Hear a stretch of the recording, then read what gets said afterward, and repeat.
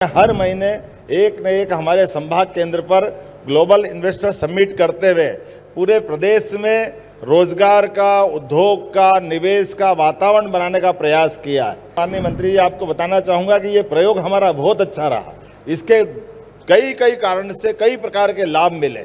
एक बड़ा लाभ ये मिला कि ऐसे छोटे स्थान पर भी इन्वेस्टर समिट हो सकती है संभाग केंद्रों पर। यह कॉन्फिडेंस बढ़ा। लोकसभा का चुनाव का समय छोड़ दें तो बचे हुए 7-8 महीने हर महीने एक न एक हमारे संभाग केंद्र पर ग्लोबल इन्वेस्टर समिट करते हुए पूरे प्रदेश में रोजगार का, उद्योग का, निवेश का वातावरण बनाने का प्रयास किया है। और उस बलबूते पर धीरे धीरे करते करते और मैं माननीय मंत्री जी आपको बताना चाहूँगा कि ये प्रयोग हमारा बहुत अच्छा रहा। इसके कई कारण से कई प्रकार के लाभ मिले।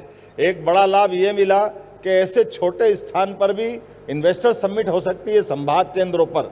यह कॉन्फिडेंस बढ़ा और कई सारे लोगों ने पहली बार, मुझे तो आश्चर्य लगा, बड़े बड़े उद्योगपति जब जबलपुर और ग्वालियर के लिए कह रहे थे कि हम तो पहली बार आए, हमने तो ग्वालियर नहीं देखा। हमको लगा कि ऐसे ऊपर की मंजिल से धक्का दे के नीचे गिरा दिया हो।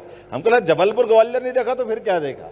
लेकिन वास्तविकता है, इतना बड़ा देश है, इतने प्रकार की व्यवस्था है, लेकिन आज मुझे इस बात का गर्व है, ग्वालियर, जबलपुर, सागर, रीवा वो तो है ही है, नर्मदापुरम जैसा छोटा सा स्थान जिसकी स्वयं की आबादी भी बहुत थोड़ी सी है, लेकिन वहां पर भी हम जब अपने नवकरणीय ऊर्जा के उपकरण निर्माण की मोहासा बवाई में उस औद्योगिक केंद्र की उस पार्क का जब भूमि पूजन करने गए तो पहले 200 एकड़ जमीन थी, फिर 200 पूरी उसी समय हमारे कार्यक्रम चालू होने के पहले खत्म हुई तो 400 कर दी।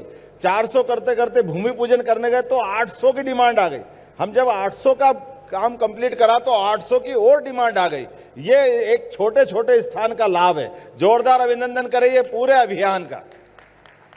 और भोपाल तो ऐसी जगह थी, जब पहली बार हमारे अधिकारियों से बात हुई और मेरे मुंह से निकला कि हम भोपाल करने वाले हैं, तो बाद में मेरे बड़े बड़े अधिकारी यहाँ बैठे भी है और उन्होंने कहा, क्या कह रहे सर आप भोपाल में नहीं होगी, ये तो इंदौर में होगी। हमने कहा इंदौर में क्यों होगी, इंदौर तो है अच्छा, हमको सबको अच्छा बनाना और इंदौर को दिल्ली और बंबई की तरह बनाना है और बाकी को इंदौर की तरह बनाना कि नहीं बनाना। जोरदार अभिनंदन करो, ये काम आप ही के पास रहने वाला है।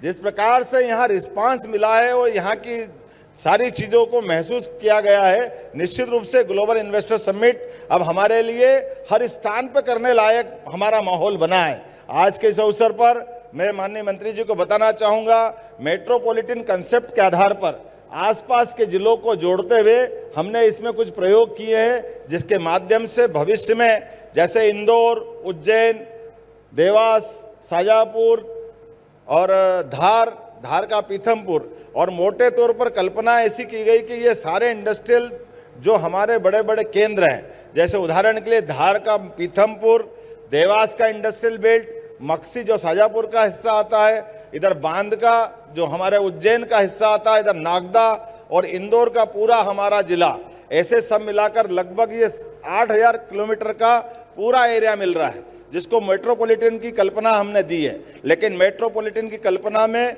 ज्यादा कानूनबाजी में उलझाने के बजाय आउटर लाइन हमने तय कर दी, इंडस्ट्रियल बेल्ट तय कर दिया, आने जाने के मार्ग, रेलवे की व्यवस्था, बिजली, पानी, सफाई, सीवर लाइन, ये कई कॉमन चीजें हैं जिस पे हम काम करेंगे।